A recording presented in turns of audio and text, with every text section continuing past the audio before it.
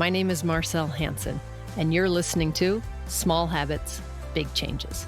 Let's dive in.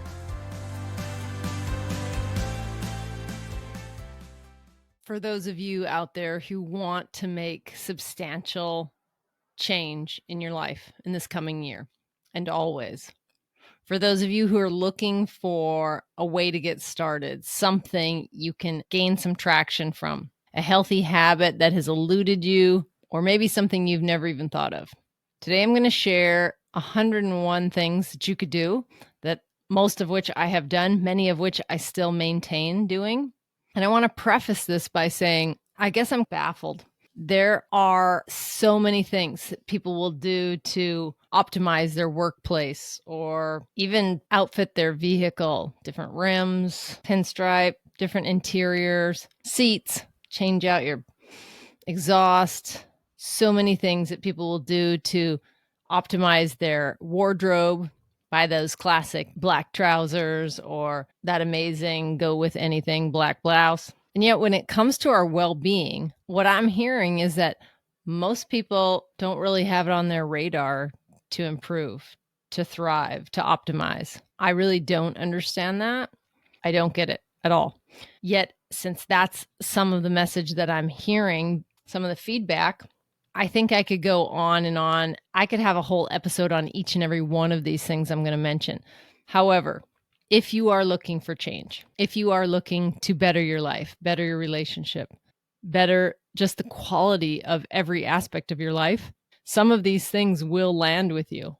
And even if you are an adult, I invite you to approach these activities with an open mind and with a curious mind, that of a child, because it's going to take time for you to figure out what works for you.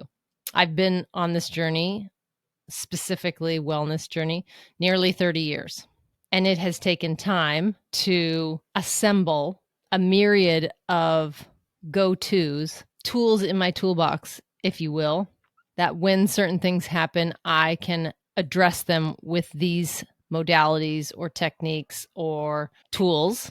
And more importantly, I'm of the mind to be on the preventative side. So if I take good care of myself, yes, I could get hit by a bus.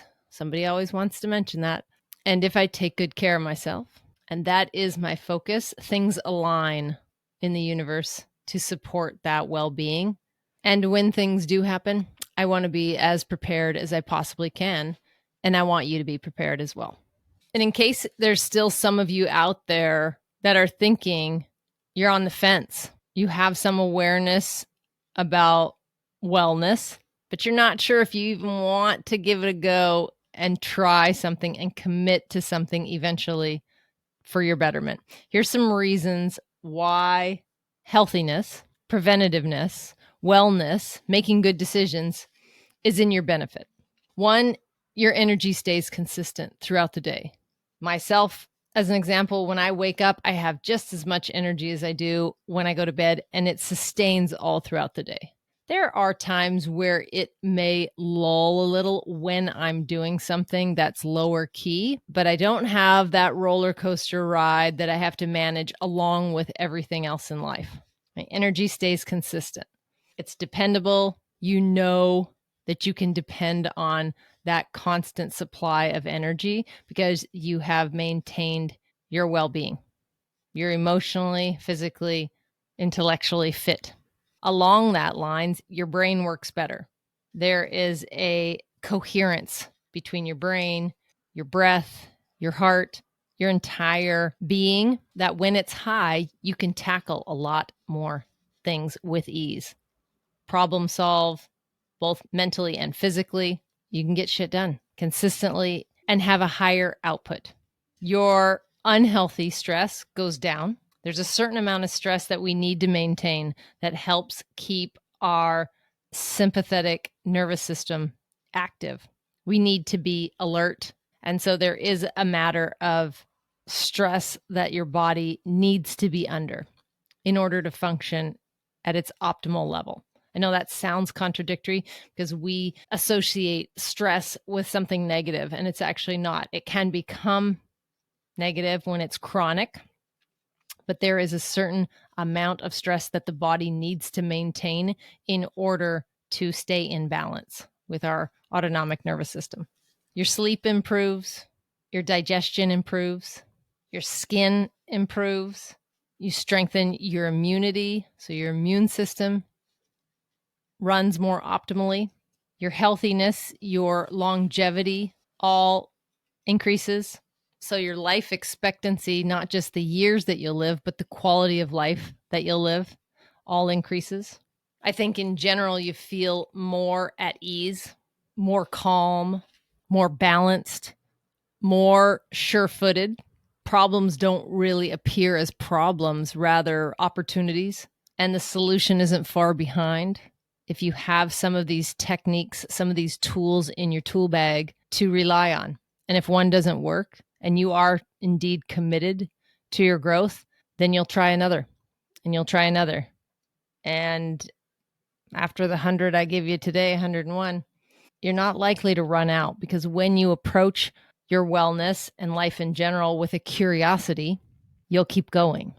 And if there's ever a rabbit hole for you to fall into, it's not on social media necessarily. It's in your own self-care, in your self-health, your mental fitness, your emotional fitness, your physical being. It's pretty exciting when you get in there. You got to trust me on that. And if you're not getting excited about it, you're probably looking at the wrong thing, something that doesn't resonate with you. Let's just get into the list. I'm going to drop some of these and see how they land on you. I've already alluded to some of these in the last couple minutes, but being curious. Be curious about why a certain thing is, or what's going on. Like, what could your message be? What could your body's message be telling you, trying to convey to you, communicate to you? If your knee's clicking, if your jaw's tight, if your hair's falling out, if your eyes twitching, what could be behind that? What could the communication be? Your body's trying to tell you something. Check out Louise Hay, Heal Your Body. Breathing. I think we live in the most amazing time right now where breath work has really come to the forefront, and it's so accessible. Yes, you could do box breath. You can increase your inhalation to activate more so your parasympathetic. You can increase your exhalation, the amount of time it takes to exhale. That length increase supports and activates your parasympathetic nervous system. Okay. Helps you rest and relax. And we do this naturally, but you can do it conscientiously and with intention as well. You know, after a long day, you hear people go, there's a little bit of a sigh and a larger exhalation there. Our body is trying to get us to do the things it needs us to do in order to stay in integration, to stay balanced. But you can focus on that if you're struggling with that. You can blink your eyes. It's a good one, actually. You can engage in massage, acupuncture, acupressure. There's things that you can do rhythmically to work out certain muscles in your body, and you can do them with your hands as well.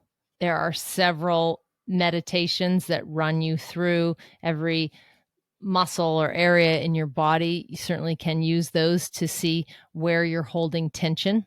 I'm a big believer in flexing. I said this to my stepson years and years ago. I said it was one of the biggest and best kept secrets I had, is that you build muscle by flexing. And now it's actually proving true. Small movements can be just as impactful. So don't feel like that it's too big of a gradient for you to get up and go for a walk. You can sit and control the muscles that you do have control over. If you're older, if you have some impairment, if you're having challenges right now, you can get yourself going by these little consistent efforts. Your body will respond in accord. The key is doing it consistently. Speaking of blinking, you know that the average person spends 10% of their waking hours with their eyes shut. Isn't that wild? I thought that was a pretty good little tip. Not because you're closing them for any duration of time, except to blink. 10% of your waking days, your waking hours. Interesting. For some of you, it's about being still. Just finding a balance, whether you're leaned up against a wall, you got 30 seconds while you're waiting to go into an appointment, to a meeting, to class, to work. Find some structure, lean up against it, 10 seconds, just focused on your breath, be still. The easiest breath to remember is probably the box breath, which is basically inhalation, holding, exhalation, and holding the same count, typically a 4. So you would inhale for 4, you would hold that for 4, you would exhale for 4, and you would hold that emptiness for 4, and then repeat in a box. Inhale, hold, exhale, hold. Inhale, hold, exhale, hold. It's called the box breath. Super easy to do, just like the box step. Rinse and repeat. You can try mudras. Many of you may not know what a mudra is, and I'll leave that for another day, but I found a book on mudras, and I still have it to this day. It's fantastic. I think a Norwegian woman is the author, and I found it in the 90s, and it was fantastic. I have used many, and I can attest to their effectiveness. Fantastic. Ancient wisdom in mudras. You can move your body in any way, shape, or form. To be honest, whenever I'm filming these episodes for the podcast, it's probably the hardest time because I'm not one to sit for 30 minutes. Typically, I'm moving around. And so I don't during the podcast often break, but it would be nice to get up and to move the body. So you can do it if you're stuck, say you're at a meeting or in class, you can wiggle your toes gently. You can flex your muscles.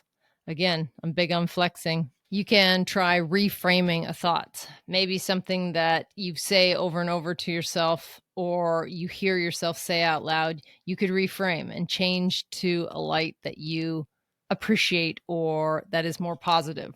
You can raise your standards. We've talked about this a bit, but essentially doing a little clean out of what doesn't work in life, your life particularly, and raising the bar. Raising my standards has been probably one of the greatest gifts. I don't know if I was going to say top 10 that I've given myself, in that it allows me to live basically drama free, but also it provides a growing, clearing space. Just like in your garden or with flowers, when you deadhead, when you're taking off what has died and is no longer serving that flower so it can continue to grow. We have to do that with our life, with our relationships, with maybe our wardrobe, with things that we keep around for whatever reason. It's good to alter, if necessary, the things we accept in our life and to raise our standard. You deserve that.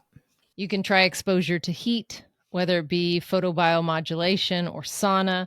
You can expose yourself to cold, whether that be turning your shower cold for the last 10 seconds, 30 seconds, 1 minute of your shower, actual cold plunges, whether it be just on your feet, just on your hands, or just on your face. I don't recommend most of those for women until they are postmenopausal, pretty significantly postmenopausal. And if you want to know more about that, I am more than open, but I'm not a huge fan of women below the age of 55, 60 doing excessive cold plunge. Tapping, so EFT, lots of resources available online for tapping. You can ask better questions of yourself and of others. It's a great habit to take on. You can practice laughing, can prioritize. Some of us, we just need to lie down. In the middle of the day, you just need to lie down on the floor, on your bed, on a couch. I recommend the floor because there's something a bit grounding about that. Sometimes just 30 seconds, just decompress. Just let your body have a break from gravity. Grounding in general, earthing, going barefoot, trying barefoot technology shoes with a 0 drop. So the closest thing to barefoot might be an advanced one, but it's a big one. It gets you going in the right direction for sure in relation to your physical well-being. We won't go deep into grounding right now, but there's so much there. It's definitely worth your attention. You can count your blessings. Focus on gratitude. If you need something structural every single day, you can get a gratitude journal where every morning you're writing down say 3. You can go on and on, but 3 things that you're most grateful for. And just before you go to bed, repeating those as well. A lot of these techniques or tools, when they're implemented, they are optimized if you track them. So you're going to get the most out of them when you can see what you've gotten out of them. I know it sounds simplistic, and it is, and it works. A big one is laughter. If you are having a hard time or feeling down, find something that continually lifts you up, whether that's watching kitten videos or old reruns of Ellen, whatever. Stand up, Dave Chappelle, Matt Rife, whoever it is that makes you laugh, give a listen, because laughter is indeed a medicine. It truly is. Earlier, I mentioned about raising your standards. That goes along with minimizing what's around you. So to get rid of clutter, to minimize what you're consuming, and it makes it a lot easier to organize and live clutter-free when you have less stuff. Focus on your sleep, focus on your nutrition, focus on your hydration, focus on your movement, what I call my stable table, those 4 things. Get out and get in the sunshine, primarily at sunrise and at sunset. These are the most important times of the day. If I had to name one, it would be in the morning. The sunrise is the most powerful time where you get out. We got receptors in our skin, in our eyes. It sets our circadian rhythm. If you want to sleep well, the morning before you want to sleep well, you want to get out in the sun. And actually, you want to do it every day if you can. There is a lot of modalities that run really close to mudras and acupressure and tapping, which I've talked about. There's Qigong and Tai Chi and waking up the meridians. There's shaking. There's so many different ones out there, but being able to release the tension in your body, because it does build up over time, and it is well within your agency to control that outcome.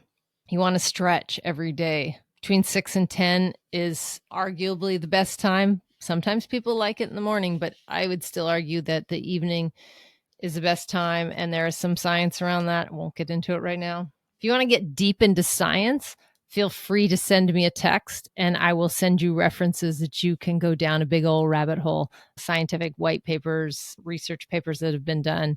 But honestly, if that's what you need to better yourself, this might not be the podcast for you. Who I'm speaking to is for people who already know and trust that there is a bit of divinity in our world, and that we're here for a reason, and that there's purpose, and that they want to take the agency that they have, take it back and control how they feel. And if you're questioning that, I don't know that you're going to find support in that here necessarily. I think if you need a bunch of science in order to know what you feel good, you're probably a bit lost. So maybe use the reframing tool there and just try it, because most science is rigged anyway. Most scientific research studies are completely rigged. They're backed by certain pharmaceuticals, by certain not-for-profits, and they have an agenda with their outcome. Your agenda for your outcome should be what makes you feel better, what's better for you, what's the healthiest that you could be. And it doesn't matter about anybody else. That's why I'm not saying do this. I'm saying here's 101 things that you could try.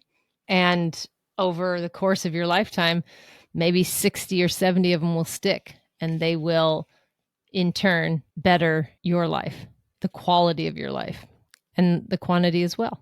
If you're not looking to get better, you can shut it off now, because like I said at the beginning, this is for people who are looking for different things that they can try in the new year. And hopefully after some trial and error, you've found a dozen or so that you can land on and focus on in 2024. And then each and every year you increase more. There's probably 20 new things on this list that weren't on my last year's list that I've already implemented, and There's 80 that I've carried forth from, the last 2.5 decades.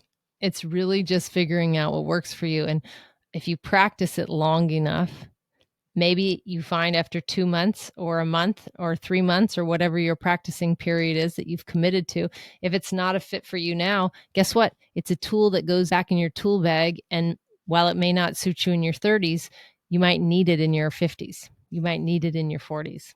You might need it when life gets more stressful. There you go. Wow, there's a lot of them on here. Massaging your big toes. Fantastic. Your big toes carry 40% of your body weight in force just on a regular step. Isn't that wild? I'm pretty sure that statistic is fairly accurate. Your big toe is huge when it comes to balance, when it comes to longevity, when it comes to preventing falls down the road. Such good stuff. Can't get into it. Rubbing your ears. My nephew, as a youngster, always rubbed his ears. And if given the opportunity when he was being held, he'd rub yours too. My dad always gave him grief, but it's fantastic. You have acupressure and acupuncture points all around the outside of your ear and just inside your ear that really can stimulate just about every meridian in your body.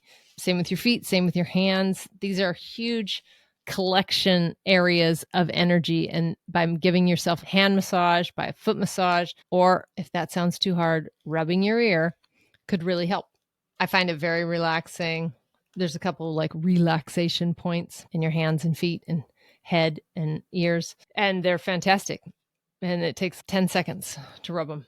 Breathe through your nose, people. This is like for everyone, unless you have broken your nose like a dozen times and you can't even breathe through it. Breathing through your nose has so many health benefits, and it is huge. Breathe through your nose.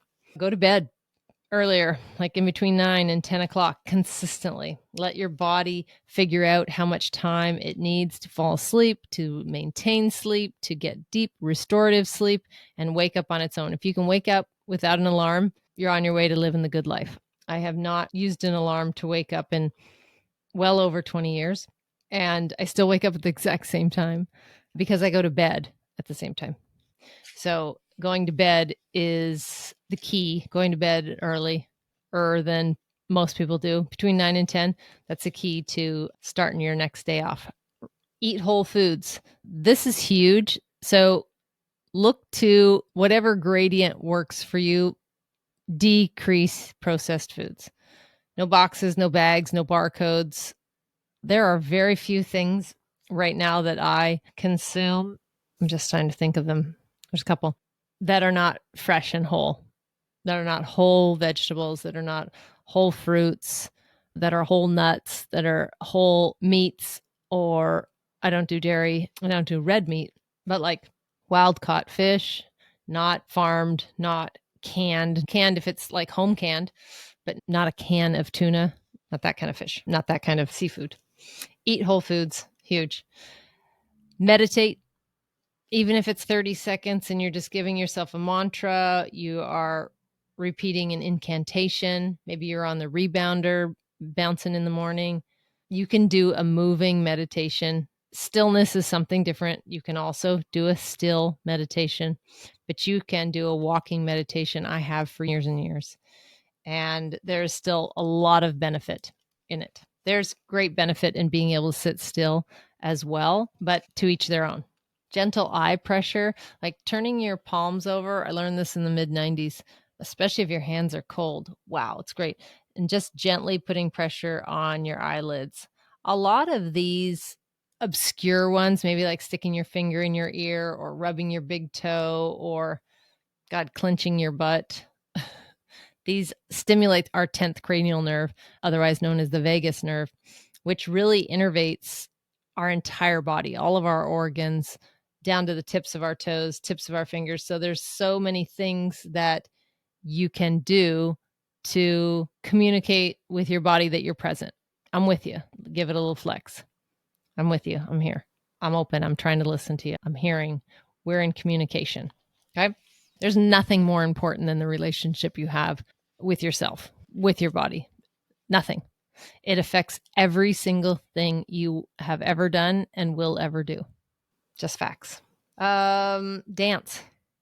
do a little jig, even if you're doing it in your car while you're listening to a podcast, while you're listening to music, while you're singing, while you're humming, because those are things too. Humming, singing, purring, all vagus stimulating, but also great to do. Tuning forks, fantastic. Nourishing yourself with really good food, back to the whole foods. I believe in a fast and famine sort of cycle, if you will. I try to eat all of my day's calories in a smaller window of time. I think in general, in North America, we eat way too much. We have abundance. It's a beautiful thing. And of course, we've taken it for granted.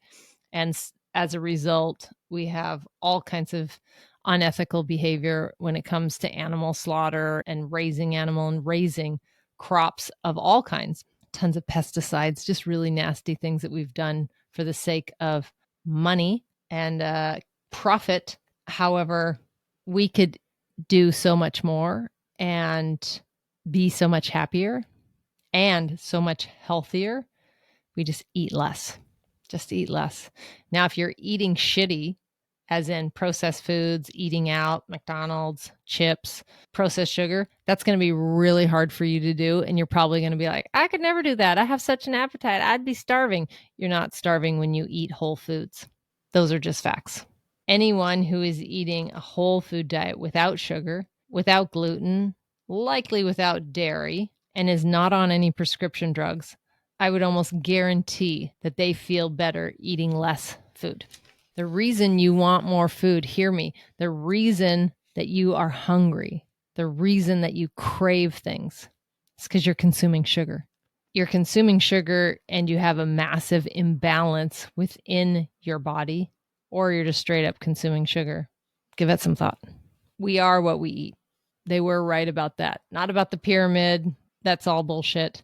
That's all run by big food. It's garbage. All of the daily allowance bullshit we've been listening to for 50 years. Complete propaganda. It's complete and utter bullshit. If you eat whole foods, you will know. And if you don't, you won't. It's like childbirth.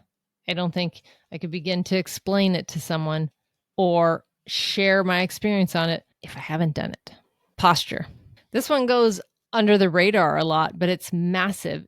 How you hold yourself, whether your shoulders are back or whether they're slumped forward, changes everything. How your organs align in your body is dependent on a certain amount of structure, of posture. So give that some thought. A lot of us, if we're looking down at our phone a lot, or we sleep on our sides at night, or we wear shitty shoes, especially heels. Women, stop doing that. Stop.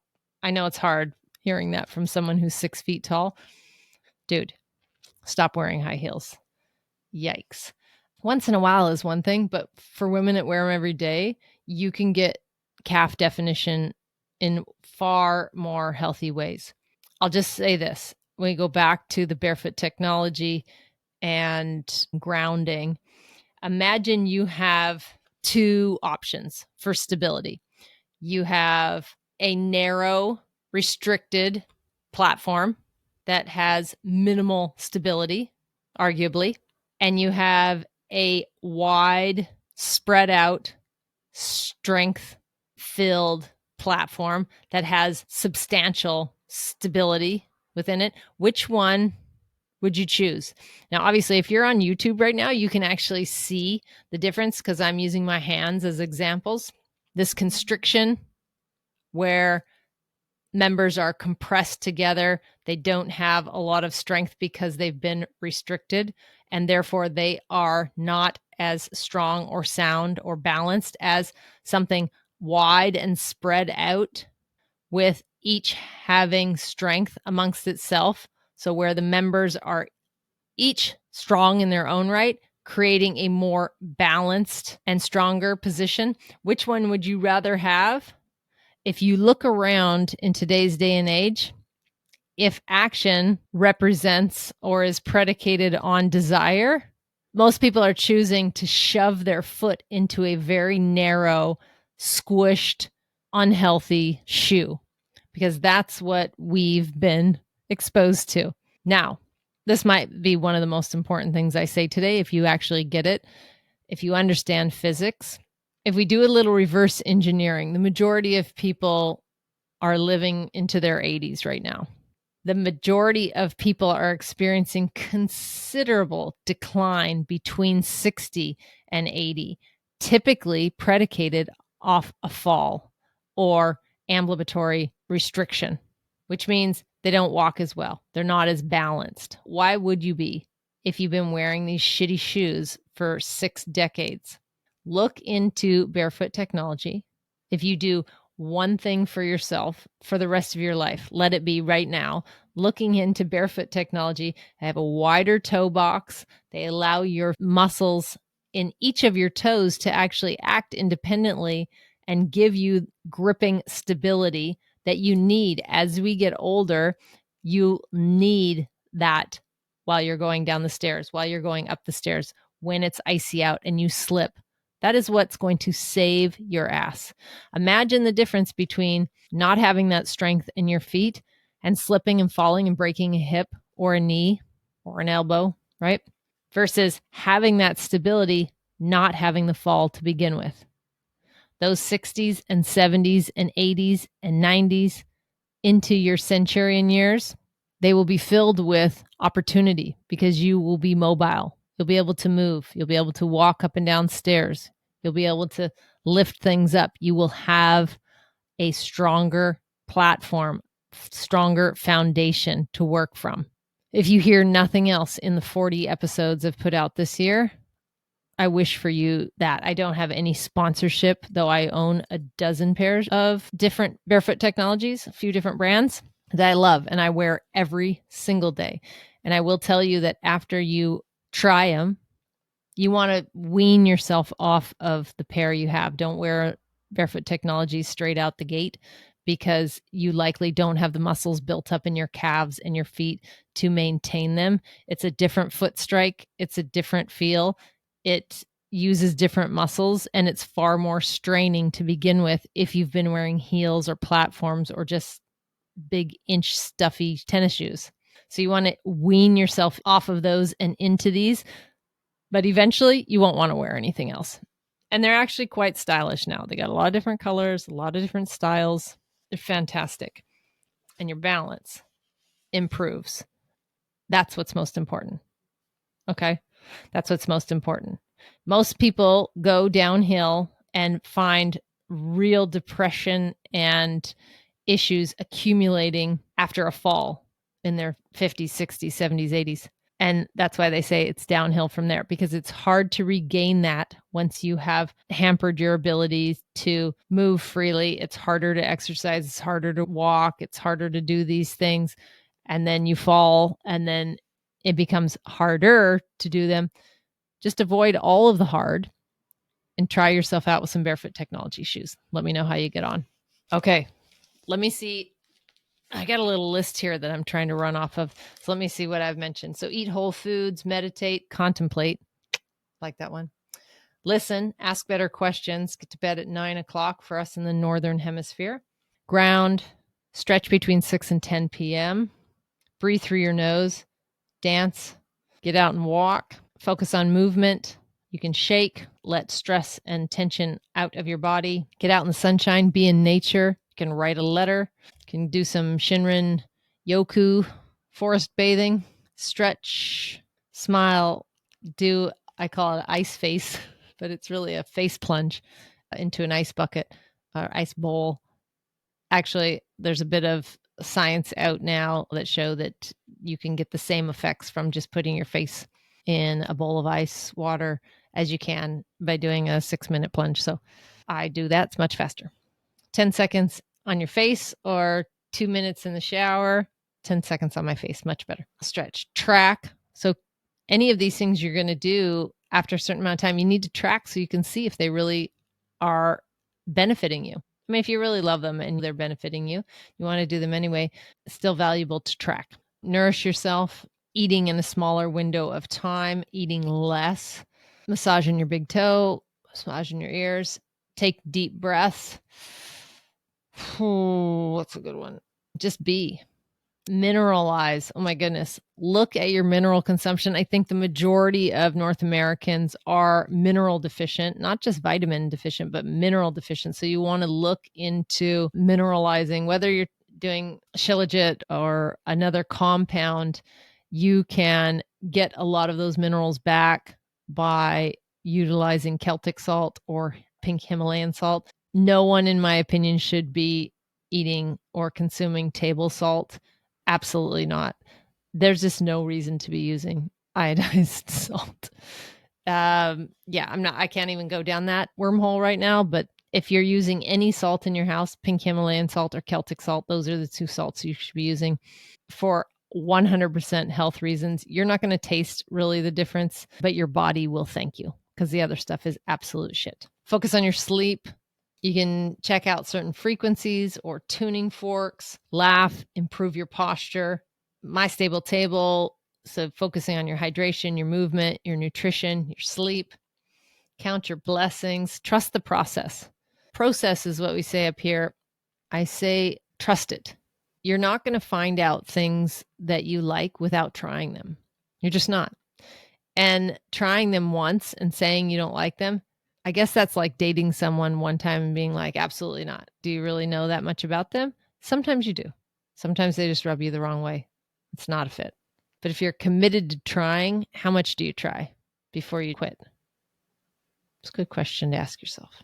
Connect with others. If you need to do any clearing or forgiveness work, you're forgiving not them for their transgressions, but you're forgiving yourself for holding on to them. And then you're freeing yourself. Just let it go. Karma will come back around to them. Don't you worry. Exposure to heat or cold, sauna, showers, the face plunge, the photobiomodulation. There's a lot of options in there.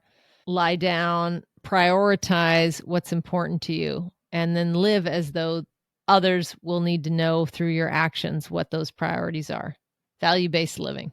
Laugh, sit up straight, use a rebounder, which is a little tiny trampoline, tapping. You can use visualization, incantation, mudras, ask better questions of yourself, move your body, raise your standards, hydrate, write shit down, journal, get it out of your head so you're not carrying it around there. If it's important, it'll come back to you. Reframe, be still, flex and relax, flex those muscles and then relax. Good practice. Qigong, Tai Chi, acupressure, acupuncture, massage, tapping, blink your eyes, breath work, stay curious. Some other things that might benefit you in the new year to try to delete or limit. You can limit your EMF exposure. We have a lot of Wi-Fi signals running around. There's a number of things that you could do. There's harmonizers you can buy. You can turn your phone on airplane mode in the night. Definitely don't keep it in your bedroom. So it's a very bad habit. Look into mold exposure. Make sure that if you have any breathing issues, encumbrances going on, any asthmatic responses or allergies, take a look at possible mold or toxin exposure. If you're drained, tired, look into possibly mercury or heavy metal detoxing. Celery juice is great for that. Just wash your celery really well. Don't drink with your meal. Don't drink anything with your meal. If you had to, and you must drink beer or wine because it's life or death, then that with your meal is better than anything else. But not drinking with your meal and not drinking and consuming alcohol is great. Alcohol is a poison to the body. There's no argument across the board that will stand up against that. It is straight up a poison. It's hard on your kidneys, hard on your liver. It has all sorts of metabolic issues. It worsens your sleep no matter what you think. Well, I sleep great after I've had one. Nope, that's not true. You feel like you do, but I'm here to tell you that what you feel and what your body is actually going through are very seldom congruent, certainly if you're drinking. So things you can limit to decrease: sugar, alcohol, weed, prescription drugs, drugs of any kind, dairy, gluten, anything GMO, non-organic fruit, caffeine, arguably, ultra-processed foods, easy to get rid of, snacking in general, easy to get rid of. We do not need to snack. If you're eating whole foods, 1 to 2 meals a day, 3 if you're going to squeeze them into a smaller window, you do not need any snacks. Your body needs a break from digesting. Think about it. We're not cows. We don't graze all day long. We're not meant to graze all day long. A lot of us do graze all day long. Curb it. No screens in the bedroom. No screens after dark. And for the love of God, don't use perfumes. Stop using perfumes. Fragrances, so toxic. Endocrine disruptors. A lot of these have been tied to causing infertility. There's no question a lot of the issues that have come up in the last decade or so are related to these very easily controlled substances that we have grown addicted to. Stop the sugar, stop the alcohol, stop the prescription drugs, stop fragrances, stop processed foods. These are big things. And if you feel like stopping it is too much, it changes your identity, then all the more I invite you to reframe and take a look at that. So if you feel like it's impossible to, what's controlling you? Are you in control of that decision? Because I don't know. Sounds questionable. Look at adding healthy fats into your diet because they are essential. Avocado and extra virgin olive oil, certified, both of those daily. Handful of pecans or walnuts, pretty much all the healthy fat you need. That's it every day. Easy peasy. Okay, I think that's a good enough list to get started. It probably was somewhere, I'm going to say 101. There's a lot of things we can do to optimize each and every day. I think of the list I just gave you as parts of a language. There are certain things within language that allow us to communicate and to express ourselves in a multitude of ways. We have nouns, we have verbs, we have prepositions, we have articles. God knows we have pronouns. I like to look at living and loving and self-care, thriving as a verb that needs to be conjugated. I'll say that again. Living, like thriving, not just having a heartbeat and having brain function, but truly being alive, like thriving. It's a verb. You have to do and be to have. There will come circumstances where the abilities you have at this moment cannot resolve, solve, or handle what you'll be up against. And you will either have a quick learning curve, baptism by fire, or it'll take you down, the battle of life. Knowing that, you can prepare yourself. You can arm yourself with skills, with techniques, with insight, with commitment, with discipline, with work ethic. You can arm yourself now by learning all the various ways that you could conjugate this verb of thriving. And by having the most varied, effective tools in your tool bag, you will be able to weather nearly every and any storm that comes your way. But it starts now. It starts today. It takes no time. It takes no money. Anything I've told you on here, with the exception of very few things, would cost you more than what you're paying for now, i.e. whole foods are actually, in the end, much cheaper, even organic, than processed foods. The reason being is you consume a lot more processed foods. It takes a lot of chips, a lot of cookies, a lot of crackers, a lot of crap to sustain what 2.5 ounces of protein, a cup of vegetables, and a whole grain would sustain you. It costs pennies in comparison to the dollars that you spend on crappy food. Laughing, improving your posture, blinking your eyes, flexing, relaxing, humming, singing, ice water in a bowl with your face dipped in it for 10 seconds. Cost you nothing. All of those things. Nothing. You don't have a rebounder. You don't have a jump rope. You can just bounce on your toes. You don't have the money for barefoot technologies. Take your barefoot technology shoes, take your shoes off and go walk around outside. You'll get the same benefit. You can stuff some newspaper into the toe of your shoe and stretch it out for free. And then when you have $14 to spare, you go on Amazon and buy proper shoe stretchers, $14. and you put those in your shoes and you widen the toe box. It's not going to help your zero drop, but it's a start. These are all very economical. What Brian Johnson spends $2 million a year doing, I spend less than 60 grand. I know it sounds like a lot, but that's like my whole life. That's like a chef, a trainer, a massage every week, acupuncture every 2 weeks. Dude, this is very approachable. Journaling, counting your blessings, tracking what you're doing. Costs nothing. Costs nothing. Or does it? All these things that I say are free that cost you nothing. You know what the cost is of not doing them? Sickness, which I think is really expensive, but profitable. So there's going to be a lot of people out there that just prefer that you go down that route because that's where money is made. That's not my jam.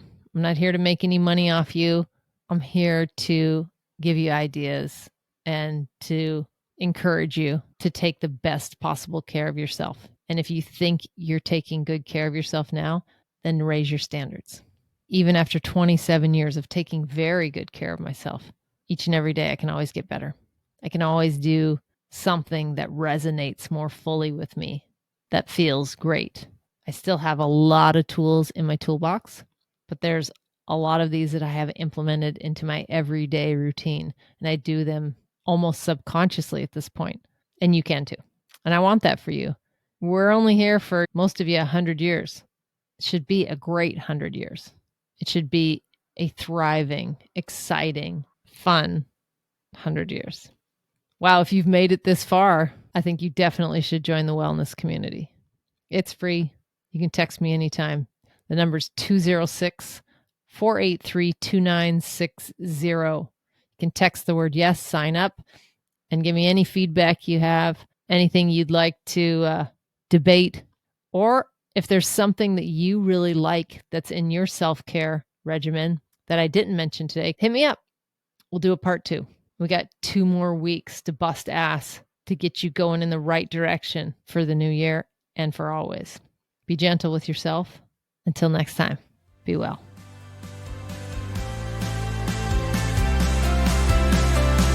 Thank you so much for listening today. If you feel any part of this episode resonated with you, then please consider sharing it with a friend who may also find value in it. And remember to hit that subscribe button if you haven't already. And before you go, did you know we have a fantastic free text community? If you want more bite-sized health hacks and reminders delivered directly to your phone, absolutely free, then text keyword yes to 206-483-2960. Again, that's keyword yes to 206-483-2960. And we'll see you on the inside.